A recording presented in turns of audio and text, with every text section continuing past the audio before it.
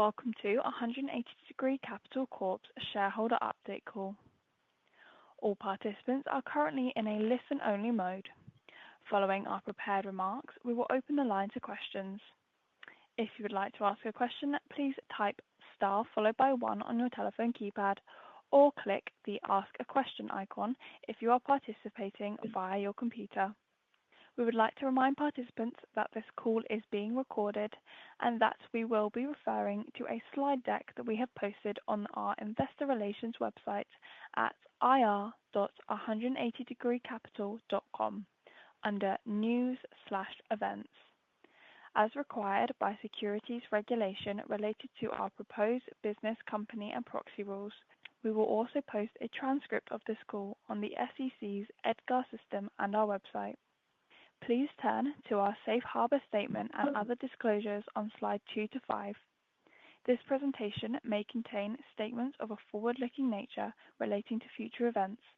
Statements contained in this presentation that are forward-looking statements are intended to be made pursuant to the safe harbor provisions of the Private Securities Litigation Reform Act of 1995. These forward-looking statements are subject to the inherent uncertainties in predicting future results and conditions. These statements reflect the company's current beliefs, and a number of important factors could cause actual results to differ materially from those expressed herein. Please see the company's filings with the Securities and Exchange Commission for a more detailed discussion of the risks and uncertainties associated with the company's business that could affect the company's actual results. Except as otherwise required by federal security laws, 180 Degree Capital Corp undertakes no obligation to update or revise these forward-looking statements to reflect new events or uncertainties. I would now like to introduce your host for today's conference, Mr. Kevin Rendino, Chief Executive Officer of 180 Degree Capital. Mr. Rendino, you may begin. Thank you, and good afternoon, everyone. Daniel Wolf, our President and Portfolio Manager, and I would like to welcome you to our call this morning. We'd also like to note that Ted Goldthorpe, CEO of Mount Logan, along with other members of the Mount Logan team, are here today, and you will have an opportunity to hear from them as well shortly.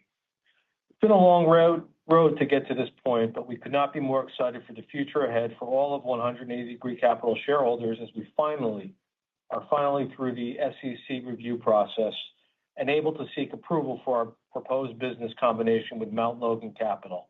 As I said, Ted Goldthorpe is here with us today to talk more about the future of our combined companies. I know we've discussed this before, and with voting about to begin, it's a good time to revisit where we started, what we've accomplished, and how we position 180 Degree Capital for growth as part of Mount Logan Capital. Ted will speak to the future of our combined companies, and then Daniel and I will address recent public commentary. We'll open the line for questions afterward. Apologies in advance for the length of our remarks. We haven't been with you in a while, and there's a lot to cover on the quarter, the year, the business combination, and more. If you don't get to your question today, please reach out anytime. We're always happy to follow up. We've remained transparent and responsive since day one, and while we've held off on calls to respect the SEC process, now that our materials have been declared effective, we're glad to be back in touch with all of you. Our lines are always open.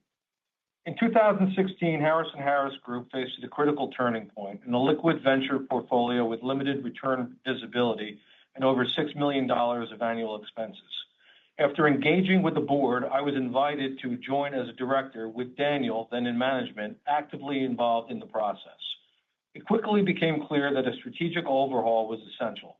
The board's decision to pivot the business was a strong example of sound governance. Daniel and I proposed a plan to restructure the company through 2 key actions. 1, reducing operating costs, and 2, implementing a strategy focused on controlling investment timing and exits. Drawing on my 24-plus year experience managing value funds at Merrill Lynch and BlackRock, and then another 5 of small-cap activism, we shifted to investing in small and micro-cap public companies using a constructive activist approach, bringing transparency and liquidity that the prior model lacked. We cut expenses by more than half overnight, exited our New York office, reduced headcount, and converted to a closed-end fund to lower regulatory costs. This change, while eliminating stock-based compensation, prioritized shareholder value and our investors, over any management benefit. Our goal was to transform the balance sheet from 80% of liquid assets to fully liquid holdings, build a track record of performance, and establish a reputation for value creation. We succeeded both absolutely and relatively. While some may try to discredit the turnaround we led at 180 Degree Capital, the facts speak for themselves. Since taking over, we've achieved a meaningful turnaround at 180 Degree Capital, both in absolute terms and relative to where we started. While there have been differing opinions about our strategy and results, it's important to ground the conversation in facts. We'll address some of the recent commentary later in the call, but for now, let's focus on the progress we've made and the value we've created for shareholders. Since assuming leadership in 2017 through June 30th of 2025, our investment strategy has generated approximately $38.7 million of gains, or $3.87 per turn shareholder, representing a gross total return of 253% and an IRR of 16%. This compares favorably to the Russell Microcap Index of 66.6% return and a 6% IRR over the same period. At the outset, we inherited a legacy portfolio of liquid venture investments comprising 80% of the balance sheet, which reduced NAV by $24.1 million or $2.41 per share. Had the prior board not shifted the company's strategic direction, this decline, combined with over $600 million in legacy expenses, the outcome for shareholders could have been far worse. It's important to recognize that this loss of the private portfolio stemmed from legacy assets and not from 180 Degree Capital's current investment strategy. Since then, I personally invested in over 800,000 shares, primarily with after-tax dollars, demonstrating our alignment with shareholders. In Q4 of 2023, we successfully completed the transformation of our balance sheet from 80% of liquid venture investments to 99% of liquid assets and cash. With this transition behind us, two key developments followed. First, certain investors focused on short-term gains through liquidation or tender offers began to take interest in 180 Degree Capital. These strategies, often aimed at collapsing discounts and closed-end funds, contrast with our long-term approach. We believe our shareholders share our vision for value creation through the proposed business combination with Mount Logan, rather than pursuing short-term spreads at the expense of NAV and shareholder capital. Daniel will speak more to this later. Secondly, and more importantly, the completion of our transformation positioned us to scale. With a proven strategy, a viable business model, we recognize the need for greater scale to enhance our ability to serve portfolio companies and absorb public company costs. That's where BC Partners and Mount Logan came in.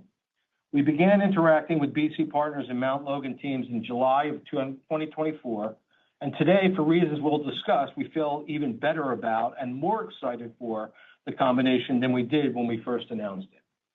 For 35 years, I've been a value investor attempting to uncover great companies that I believe are trading below their intrinsic value. As we spent more time with Ted and his world-class team over the past 6 months, it became abundantly clear to us that we believe Mount Logan is one of those great undiscovered, undervalued companies, and two, the combination of our two companies has the potential to unlock substantial value for 180 Degree shareholders by doing the following. One, shifting the valuation of our business from one based on net asset value to a valuation based on operating metrics, with a foundation of what we believe will be more predictable fee-related revenues attributable to earnings from the management of permanent and semi-permanent capital vehicles. Other similar businesses currently trade on multiples of operating metrics like fee-related earnings and spread-related earnings, and/or multiples of book value rather than discounts to net asset value. Two, changing to an asset-light operating company that leverages an association with BC Partners enables economies of scale that are not possible at 180 Degrees' current size.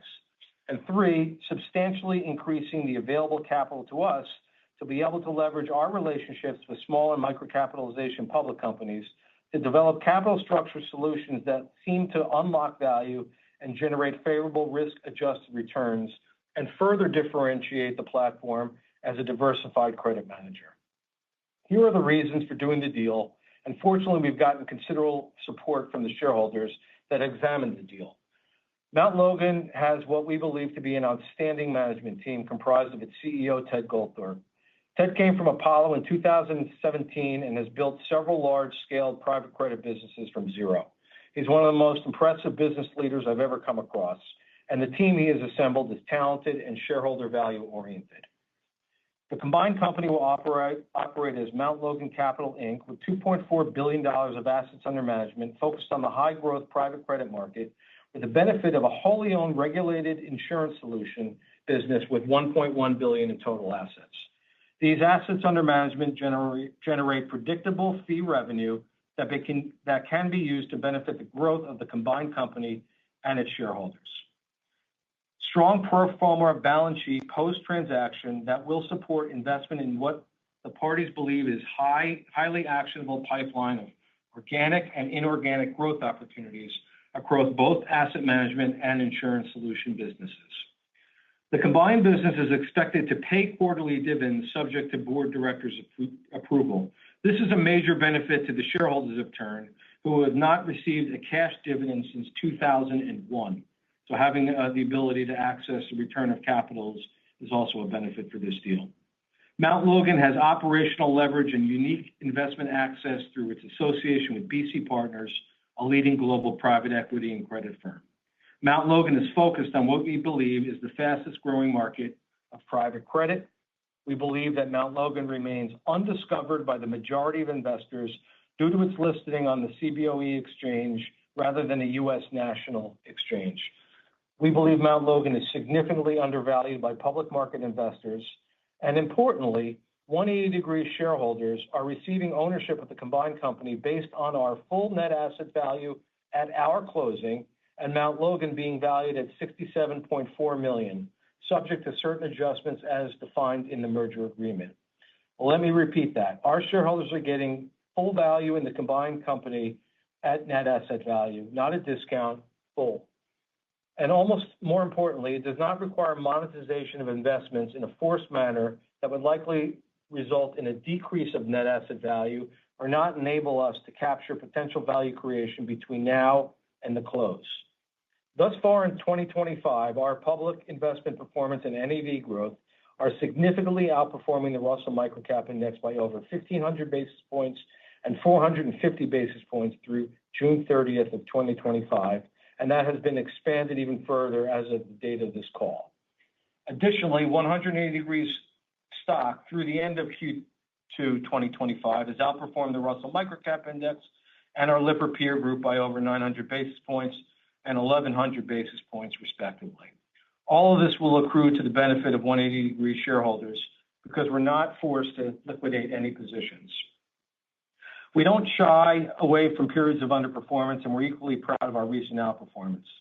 Given many of our investors think in terms of net asset book value, we have found it helpful to walk shareholders through what that means for them in these circumstances. If you use our net asset value as of June 30th, 2025 of approximately $48 million, plus the equity value of Mount Logan on its most recently available U.S. GAAP financial statements of approximately $103 million as of March 31st, 2025, then the combined book value of our companies would be about $150 million. If you just take 180 Degree Capital's shareholder portion of the combined book value, then our stake in the new company would be approximately $60 million or 125% of our current NAV, or approximately $6 per share. In our supplemental slides posted on our website, we also run through calculations to show what 180 Degree Capital shareholders' portion of the combined company could be valued as compared to our current NAV and stock price based on various multiples of fee-related earnings and spread-related earnings that are similar to those of our publicly traded asset managers. The message is math is math. This is one of the many reasons why we believe the special committee of our board of directors independently determined the very preliminary offer of 101% of NAV in a company in vehicles trading at discounts already were not unlikely to meet the requirement of being a superior offer versus our proposed business combination with Mount Logan. In our opinion, it doesn't. I encourage you to view our slides as they show a clear picture of why we think this deal is accretive to our NAV and shareholders today, let alone the accretion leads a long way towards future shareholder value creation, giving our multiple trades at significant discounts to the competition. With that, I am pleased to now turn the call over to Ted Goldthorpe, CEO of Mount Logan, and then I'll return with some closing remarks after Daniel speaks. Thank you, Kevin. We could not be more excited about the future of our combined companies. It has been a while since I had the opportunity to speak with you all. Perhaps it makes sense for me to go through a quick refresher on Mount Logan and then reinforce why we were so excited about this business combination and what we think it means for value creation for all shareholders of the business. Mount Logan is an alternative asset management and insurance solutions platform managing in excess of $2.4 billion of AUM in what we believe to be one of the most attractive alternative asset classes, private credit. We formed Mount Logan in 2018, and since then, we believe we've built a platform with diverse credit capabilities focused on providing partnership to middle market businesses across key segments of the market and a variety of products, including senior and unitranche lending, opportunistic credit, specialty finance, and private and public investment grade, and through our Runway minority stake acquisition that closed at the end of January 2025, venture lending.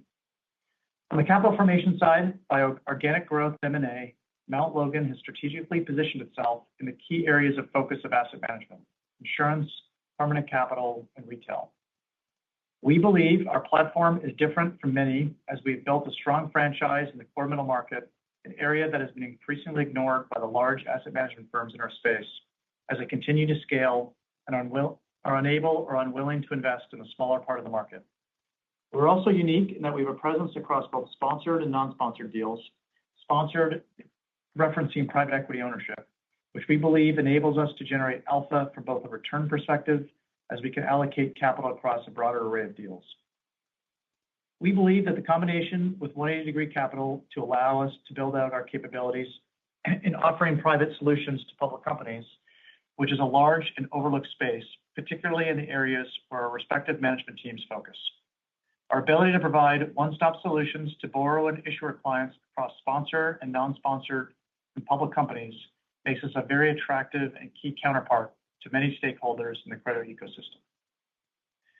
Since we announced the combination with 180 Degree Capital in January, one major achievement for our team has been the June 2025 announcement that our two BDCs, Logan Ridge and Portman Ridge, received shareholder approval to complete a merger of the two companies into a single company that will be named BCE Investment Corporation and trade under the symbol BCIC and close this month. We believe that the merger of Logan Ridge and Portman Ridge are positive events for those shareholders, but also Mount Logan Capital and ultimately 180 Degree Capital shareholders as well. In particular, Mount Logan currently receives its proportionate share of the management and incentive fees generated on Portman based on its minority stake ownership in Portman's advisor, Sierra Crest, and 100% of the management fees and incentive fees to the extent earned, generated on LRFC. On an asset-based blended basis, the economics to Mount Logan equates to approximately 25% of the management and incentive fees for the first quarter of 2025, and this percentage will be adjusted on a post-Portman Logan basis to provide Mount Logan with a greater share of the combined management and incentive fees. In addition, the combination of these two entities will enable economics of scale, savings of duplicative expenses, which will reduce the expense drag on the total assets of the merged entity versus separate entities from which the management fee is based. That savings accrues directly to the benefit of Mount Logan and its shareholders. Mount Logan has historically been very acquisitive in growing assets under management for its BDCs. We expect that trend will continue to occur post the closing of Mount Logan and 180 Degree Capital combination, particularly since new Mount Logan will have additional capital to invest in its asset management business through the acquisition of 180 Degree Capital. Additionally, we believe the shareholder-friendly terms that were just announced to the BDC shareholders could provide additional credibility and support for other BDCs looking to grow and increase scale and that want to become part of the Mount Logan platform, which would lead to greater assets under management and fee income, and the benefits of synergies and scale will roll through the combined entities. Clearly, all those opportunities will accrue to the benefit of our combined company post-merger, and positive portfolio performance and action expense savings should support improvement in the trading of the combined entity and potentially allow us to evaluate growing the equity base as the stock trades closer to net asset value. This continues our track record of creating value through organic and inorganic growth, while creating cost synergies through scale and demonstrating that we are very comfortable rolling up our sleeves to unlock value for shareholders. Lastly, I wanted to close out why I believe our proposed business combination is a significant milestone for 180 Degree Capital shareholders. First, it marks the next step in the company's evolution, enabled by the tremendous turnaround executed by Kevin and Daniel. With the business transitioning into an asset-light operating company structure, which are most frequently valued on a multiple of specified operating metrics rather than discounts or premiums to net asset value. It's the transformation Kevin, Daniel, and the team started in 2017 and is seemingly complete. Secondly, 180 Degree Capital shareholders will be pleased to own a business that has been paying a quarterly dividend to its shareholders since 2019, and a business where we think we will continue to plan to do so subject to approval by our board of directors. And third, listing on the NASDAQ and gaining increased scale, we hope will enable the combined entities to trade closer to publicly traded peers, which will result in a valuation uplift of our stock. Thank you to everyone. We're very excited to have the definitive proxy out there and take the next step in our proposed business combination's progress. With that, I will now turn the call over to my partner, Daniel. Thanks, Ted. As you mentioned in our release announcing this call, we've been waiting for the right time to address a number of inaccuracies and distortions included in press releases by an activist investor, starting prior to the announcement of our proposed business combination. We made a deliberate decision not to engage in a public back and forth with this investor while we were focused on completing the proxy and registration statement. Now that this process is behind us and the vote is underway, we believe it is important to be clear. This is not a game to us. We take our fiduciary and corporate governance responsibilities seriously and remain focused on creating long-term value for shareholders. You might ask, why are we even spending time on this topic? It is because while certain active investors coordinate and pursue short-term tactics that divert resources, we believe such efforts are a distraction and a misuse of shareholder capital. Capital that should be directed towards sustaining the strong performance of our investment portfolio and maximizing the ownership of 180 Degree Capital shareholders in the merged entity. It is worth noting that NAV growth would have been even stronger without the added legal costs resulting from these activist actions. We are doing everything we can to try to minimize the impact to NAV caused by these activist shareholders. For example, it took multiple requests to finally reach the point where we reached agreement to move the demanded director election meeting date without needing lawyers involved. And our reason for asking for it to be moved was to save shareholder expense of running a contested election. We also had one investor who's identified in our proxy as 180 Degree Shareholder A, proposing via email that this shareholder would tell us how to get the requisite vote with minimal solicitation expenses in exchange for compensation when the merger is approved by shareholders. As a matter of principle and as a matter of good corporate governance, our special committee and our board declined to engage in this brazen attempt of vote buying by bribing the company. So in short, no side deals, no public deals, no non-public deals, nothing. We do not make monetary or other side deals for votes. The claims made by one activist investor as such non-public deals are not supported by fact. We also have been driving hard to reach this point where we could announce the meeting date and begin collecting votes. We're happy to dive into the SEC review steps and timeline in detail if any shareholder would like us to do so at any time or as part of the Q&A.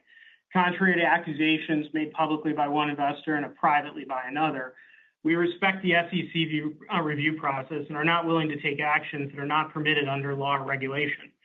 Kevin and I wanted the vote to occur faster than anyone. We have spent the past year engaged with the Mount Logan team and see the opportunities for substantial value creation for our collective ownership of 180 Degree Capital. We cannot wait for this merger to close and for the value creation of a combined entity to start. We are hopeful that these unnecessary expenses can end their occurrence and negative impact on NAV. If you happen to speak with these active investors, we would appreciate if you deliver the same message. We are also hopeful that we can engage a constructive dialogue with any and all shareholders, even those who continue to defame us in press releases after what we believed were constructive conversations. We're here and available anytime to speak and look forward to doing so. In the interim, please let us know if you receive calls from any activists soliciting you to vote no on the proposed business combination. This type of solicitation is not permitted under securities laws, and we want to make sure that our shareholders are not being disadvantaged by entities that may have a different set of ethics in respect to the law and regulation. Our proxy solicitor is EQ Fund Solutions, and you may be receiving a call for them, which is permitted under law and regulation.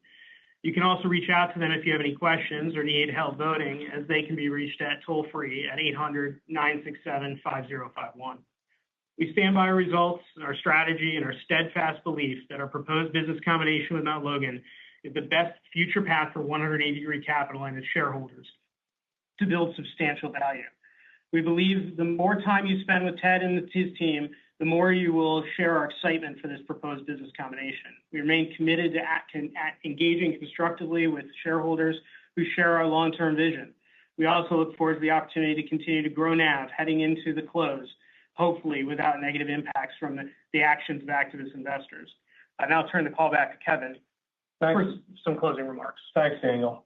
And that brings us back to the most important part of why we're here speaking with you today. That is our recommendation that you support and vote for the proposed business combination. I encourage all of 180 Degree Capital shareholders, as Daniel said, to spend time with Ted and his team. Daniel and I have had the pleasure of doing so for the past year, and they are an incredible group of people. Literally, each time we have a meeting, we come out more eager for the next one. In my 35-plus years of experience and Daniel's 20-plus years of experience working in finance, we have not met a more capable, value-creating team who are truly good people. As significant 180 Degree Capital shareholders, Daniel and I feel honored to have the opportunity to own a material portion of our combined business, from which I believe the future is bright for the creation of material value and wealth for our combined shareholders. If we just trade at 1 times of our combined book value, that is approximately 126% of our NAV as of 6/30/25. If we trade anywhere near our multiples on peers on a multiple of FRE and SRE, the value of 180 Degree Capital's ownership of the merged company is much greater. I believe this value is just a floor in terms of our NAV rather than a ceiling.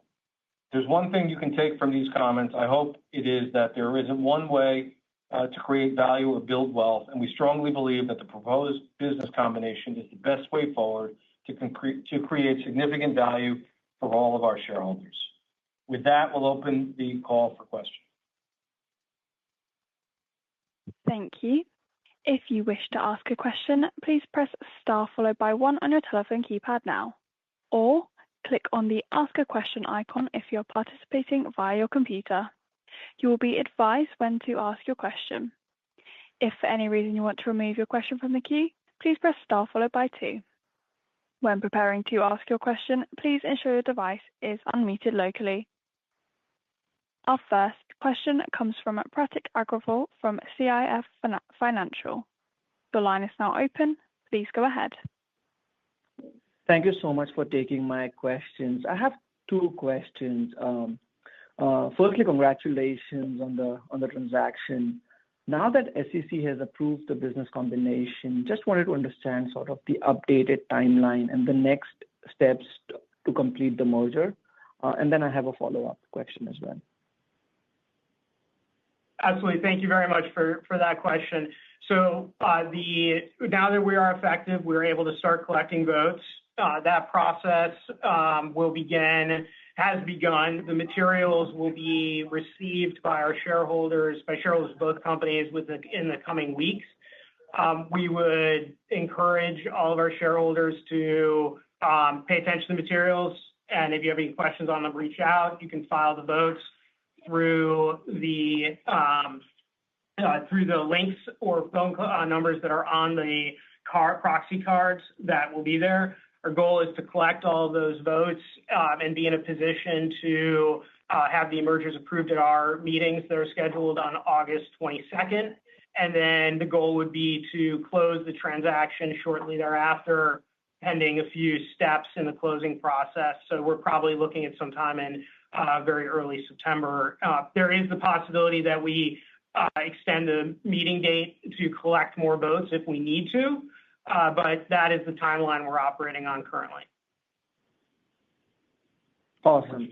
Thank you so much for. Second question is, what are the benefits of this strategic combinations for the MLC Mount Logan shareholders? Yeah, no, it's a good question. I mean, from our perspective, we're incredibly excited about this. I think it does a bunch of different things.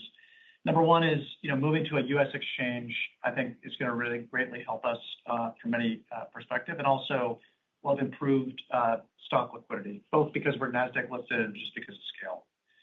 Number two is, obviously we've got a pretty decent pipeline of M&A opportunities, plus, opportunities to organically grow. So we think this gives us capital to do that and strengthens our balance sheet. This should expand our research coverage. Again, like we get a best-in-class management team that can open up a brand new source of sourcing for us. So, we've made a lot of money in our past of providing private solutions to public companies. And Kevin and Daniel obviously give us a segue into that market. And so from our perspective, this is a real big win for Mount Logan. Gotcha. Thank you so much. I'll pass the line. Thank you. Our next question comes from Martha Song from TD Cowen. Your line is now open. Please go ahead. Thank you for taking my question. Also, congrats again on the deal. I also have two questions.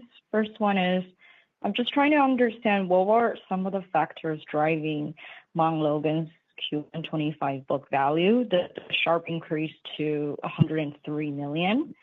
And then I have another follow-up. Sure. Hi, Martha. Thanks for your question. I can take that one. My name is Nikita Bosman. I'm the CFO of Mount Logan Capital. So if we take a step back, thinking about our book value, in January of 2022, we had to adopt IFRS 17, which was a new insurance contract standard that came into effect. And in doing so, it caused us to take about a $70 million hit to our net reserve, which directly lowered our equity by that amount. And the main reason being IFRS 17 insurance contract liabilities and reinsurance contract assets are comprised of three main components: best estimate cash flows, explicit risk adjustments for non-financial risk, and contractual service margin. And we can go for a drink to discuss those and how they're determined in detail. However, under U.S. GAAP, the main thing to take away is that the reserve ultimately ends up in a lower net position because we just look at our estimated future obligations of policyholders, which is offset by the present value of future net premiums. So because there's no risk adjustment or CSM, we have a lower net reserve. So as a result, then when we went to adopt U.S. GAAP, what happened is that we were able to reverse that day one adoption loss. And so essentially our shareholder equity has gone back to its starting point pre-adoption. We're also pleased that the way our U.S. GAAP reporting positions Mount Logan, it really puts us in line with other U.S. alternative asset managers and life reinsurers for comparability and benchmarking. You mentioned another question? Awesome. Yeah, no, that's super comprehensive and very helpful. My second question, just from your supplemental deck, can you give me one of the U.S. alternative asset managers that provide the best peer comparison for Mount Logan if I'm trying to look at it from a price to book perspective? Yeah, so referencing slide 11, which is in the supplemental deck, this shows the value creation if we trade at 1x book. And again, most of our the large-scaled asset managers, Apollo, KKR being the most obvious ones, trade around 5x price to book. So I think what that shows is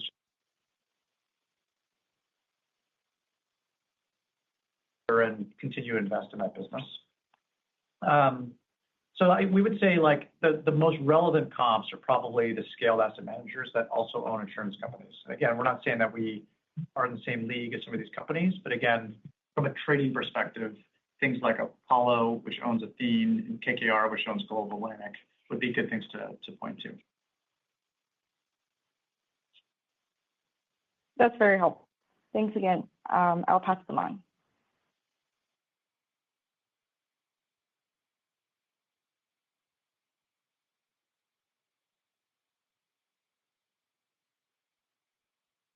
As a reminder, to ask a question, please press star followed by 1 on your telephone keypad. Our next question comes from Ben Rubenstein from Robotti. Your line is now open. Please go ahead. Hey guys, great presentation. I just want to clarify. Yeah. So has one of the Degree Capital solicited voting agreements from shareholders since the deal with Mount Logan was announced? Thanks. Hey Ben, this is Daniel. The answer is a resounding no. We're not permitted to. The rule basically is that until you start a solicitation, you can't. The SEC is basically determined and giving guidance that you can't take voting agreements, enter into voting agreements with shareholders that own less than 5% of the outstanding stock. And so no. And all of the indications of support that we also had before were non-binding. Those were shareholders who believe in the opportunity, believe in the deal, and wanted to express their support in some way, but they weren't able to enter into a voting agreement because of SEC regulations. I think as you hear on our call and on we follow these the rules and regulations and laws very carefully and closely. So I hope that's helpful. No, I appreciate that. And then for Ted, can you talk about the benefits of owning an insurance business and how you intend to use the insurance business over the next few years or in the medium term? Yeah, I think insurance, and I think some of the big alternative asset managers kind of realized this a couple of years ago, whereby it offers us, basically some semblance of permanent capital. Obviously, we think we can earn very strong ROEs at the insurance level, and then you get the double benefit of being able to get the asset management fees at the asset management level. So you get economics on both different levels.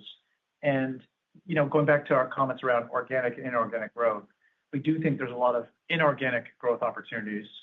But, we lay out in a lot of our public filings, how we think about, return on capital. And we think we could generate, mid-20s returns for every dollar invested. So having that organic growth engine as part of our platform is pretty strategic and very, very powerful. It's exciting. Thanks for the time. Thanks, Ben. Thanks, Ben. Thank you. We have a question come in from Bob Hoffman from VH Standard Asset Management. Mary, please go ahead.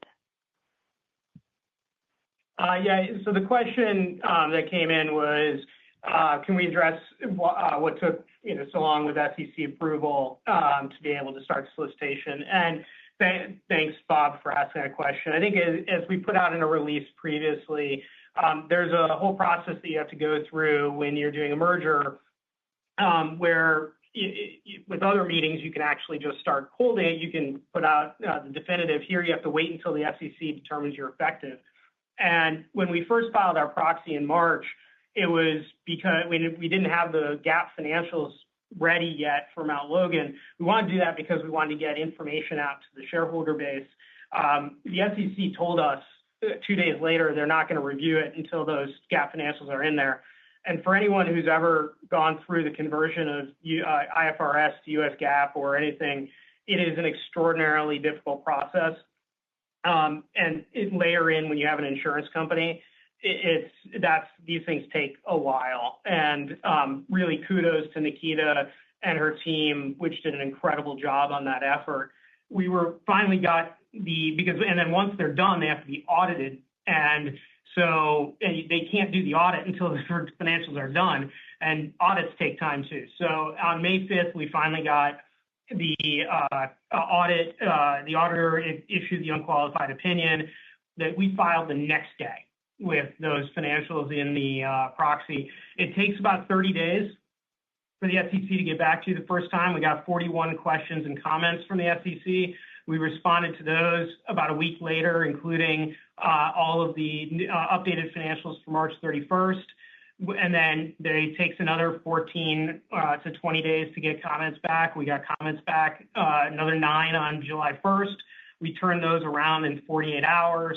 We then started to get sign-off and verbal confirmations that there were no further comments from the SEC, which then allowed us to move forward with getting to the point of discussing a timeline for being effective, which came on July 11th.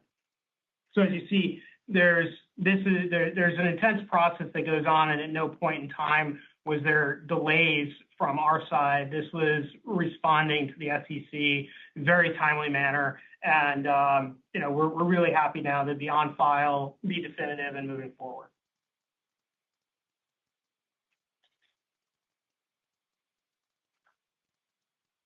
Thank you. We have a question from David Maley from 1102 Partners. Your line is now open. Please go ahead. Hi, Kevin, Daniel, and Ted. Thanks for taking my question. And thanks for a really informative and straightforward presentation. That was terrific. Kevin and Daniel, I've known you guys for at least 10 years, probably a bit more. A lot of respect for how you invest and run the business. So I think Mount Logan is making a great decision to bring you guys on. So congratulations to everyone. Ted, my question's for you. You talked about how with the 180 team in place, you could offer private solutions to public companies. Can you give an example or two about how that would work and how that would, accrue benefit to the shareholders of the new company? That would be helpful to understand. Thanks. Yeah, great question. So on the first point, there's lots and lots of companies out there that trade, pretty far below fair market value, as most people know, and those companies need access to capital to do various things, including buy their own stock and other financial engineering, but as well as also just invest in their own companies. So yeah, we have a long track record of doing anywhere from debt to structured equity solutions within a public company context, and trying to create or unlock more value for public shareholders. So today, our team is relatively focused on private solutions, and so Kevin and Daniel offer us not only sourcing opportunities, but also deep-seated relationships with a number of management teams. So from that perspective, opens up a whole new source of origination for us. The way we benefit as a shareholder, or as Mount Logan, is obviously those investments will go into our various vehicles, and our LPs are looking for more and more differentiation amongst their GP relationships, and this is an area that we feel is relatively differentiated. So we think it might help us raise more money and definitively achieve better risk-reward opportunities, just given the funnel will be larger. So I think it's a really, really, really strategic acquisition for our shareholders. Terrific. Thanks. That's helpful. Appreciate it. Thanks, Dave. Thank you. We currently have no further questions, so I'll hand back to Kevin to conclude today's conference. Well, thank you, everyone, for your time today. It's been a while since we've been in front of you, and it's good to be back. What we hope you take from our remarks is that we are an open book, available to speak with any shareholder at any time. We look forward to talking to you about this deal. We look forward to speaking with you throughout the voting process. We, as always, thank you for all your support, and we wish you all a great summer. Thank you. This concludes today's call. Thank you for joining us. You may now disconnect your lines.